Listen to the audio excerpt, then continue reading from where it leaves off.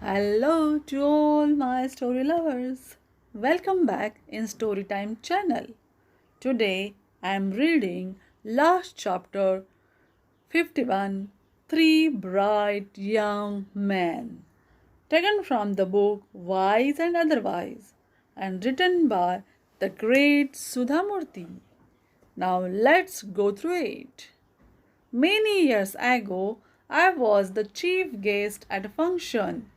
This was held in a hostel for poor students that had been built by philanthropists. Food and shelter were free, but students had to bear other expenses like tuition and clothing. In my younger days, I have come across many families who would look after students who were economically backward but otherwise bright. They used to help them with their fees or clothing and often with their food as well. In those days, most colleges were located in larger towns. Many poor students who came to study in these towns used to stay with these families and would be treated as a part of the family. The woman of the house considered this a good deed and helped the poor students wholeheartedly. Today, the situation is different. Even smaller towns have schools and colleges, so this custom has disappeared. While I was sitting on the dais, I remembered the past and congratulated the person who had built the hostel. It was a good deed and of great help to many students. The hostel secretary told me about some of the students in the hostel who had secure ranks but had a problem paying their tuition fees. He said, "Madam, this year we have three students from different disciplines who have secured ranks. All of them are from extremely poor families. They have one more year to complete their degrees. What are they studying? One is in medicine, the second is in engineering, and third in commerce. Can I meet them after the function?" The function went on as usual. Often at such function, too much praise is lavished on the chief guest. Sometimes they even make exaggerated and false claims about the chief guest. I feel this unnecessary praising is the highest from the corruption where people are easily fooled, and it encourages those who are praised to develop an inflated opinion of themselves. That's why in the 12th century in Karnataka, the great revolutionary reader Basaveshwara warned in his teaching that praise is like golden gallows. After the function, I met the three poor bright boys whom the secretary had told me about. They were a little puzzled, shy, and nervous. All of them had the same story: father in a small job, unable to make ends meet, a large family back in the village, no land or any other asset. Only sheer determination to excel in studies had brought them here against all odds. I felt sorry for them. There are many parents who struggle to give their children the best of education with tuitions, coaching, and plenty of books. But here were these eager, hard-working students who were struggling to pay their fees. Perhaps Saraswati, the goddesses of learning, like them. Please call on me in June. I will help you with your fees. I promise. They did not expect this, and I could see the happiness on their faces. As promised, I paid their fees and forgot about the whole incident. Some years later, I was going abroad and wanted to buy a sari for a friend who lived there. I remember it on the way to the airport and stopped at a sari shop on the way. It was lunchtime, so hardly anybody was in the shop. It was very quiet. I was in a hurry, so I quickly selected a sari that was on display and asked one of the salesmen to pack a similar one and get me the bill. Suddenly, a young gentleman appeared from the back of the shop. He was well dressed, charming, and sophisticated. He smiled at me and invited me to sit in his office. I didn't know who he was. I thought he might be one of my ex students. Many a time I cannot remember their names, particularly if they were in undergraduate classes. I stepped into his office. It was well furnished, fresh cut flowers, marble flooring, latest modern artwork on the walls, electronic gadgets, and the whole works. In a nutshell, it was an affluent office.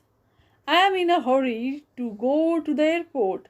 I want the packet immediately, I told him. I opened my purse and gave the money for the sari.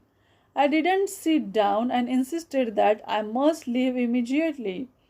The young man smiled and said, "Please sit down, ma'am. Your packet will be ready any moment." I wonder when this young man had passed out of our college. "Which year did I teach you?" I asked, trying to place him in a batch I had taught. "No, ma'am, I was not your student."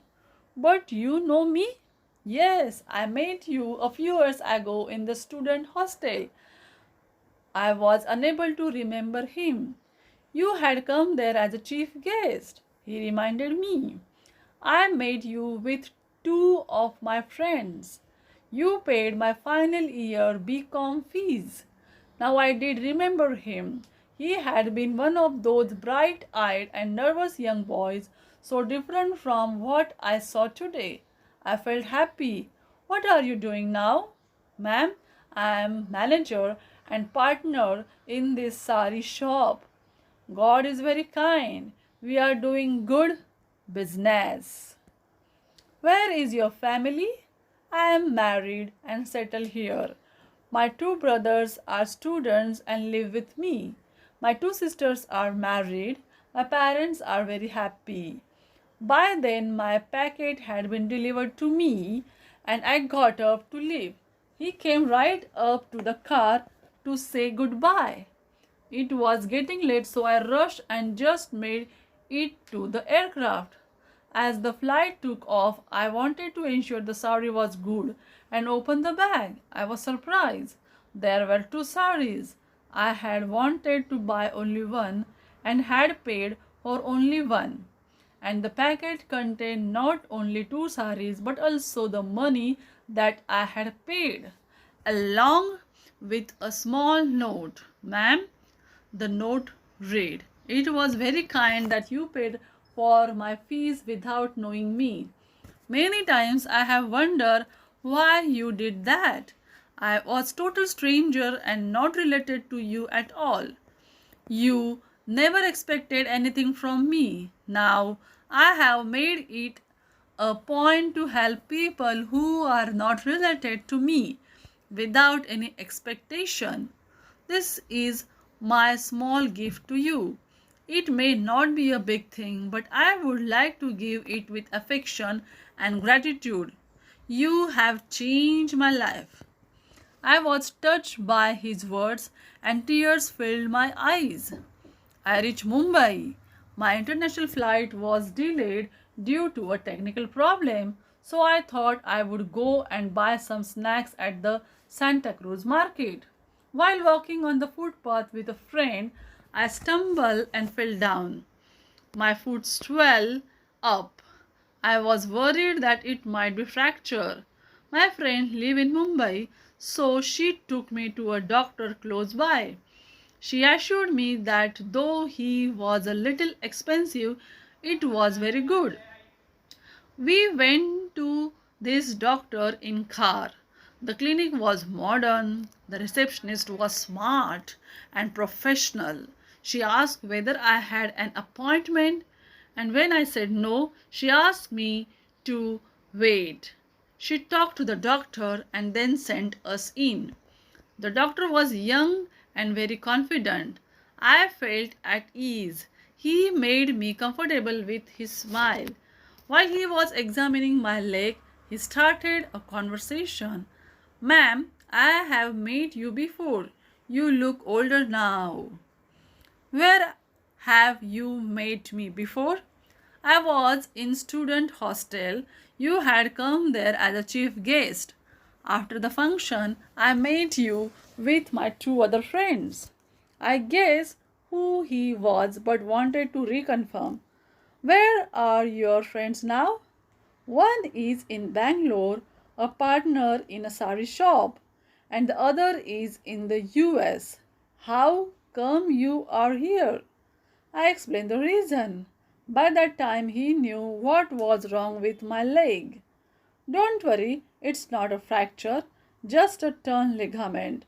You will be all right with medicine. I was happy that this boy was doing well and was also relieved that there was no fracture.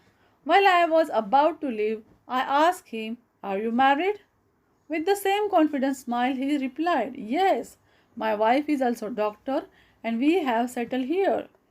Then he called the next patient in. When I came out, the telephone on the receptionist's desk buzzed. Probably the doctor was talking to the receptionist. Maybe he was telling her not to collect any fees. But I wanted to pay. He had just started a clinic in such a posh area and was also married. I wanted to encourage him. I opened my purse. The receptionist said it's rupees 300. Isn't that a bit too much?